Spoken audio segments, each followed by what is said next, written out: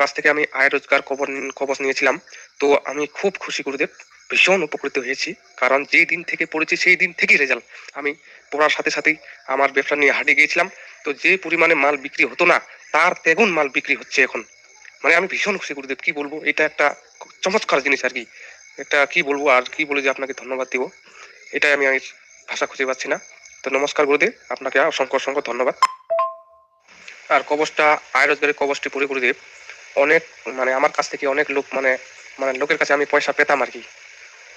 তো আপনার কবচটি পড়ার পরে সেই ধারুয়া পয়সাগুলো আমার কাছে উঠে এসেছে। বা কবচটা পড়ার সাথে আমি বলিনি, কিন্তু পড়ার সাথে সাথেই 6-5 দিনের মধ্যেই সব ধারগুলা মানে আমাকে দিতে এসেছিল আর কি। মানে এটা তো আমি আশ্চর্য হয়ে গেলাম। আগে বলতাম, মানে ও বলতে যে সময় নাই, পয়সা নাই, কিন্তু কবচটা পড়ার পরেই ওরা নিজেই দিতে আসছিল আর কি। এটা মানে কি বলবো আর গুরুদেব, খুব একটা আনন্দের বিষয়। নমস্কার।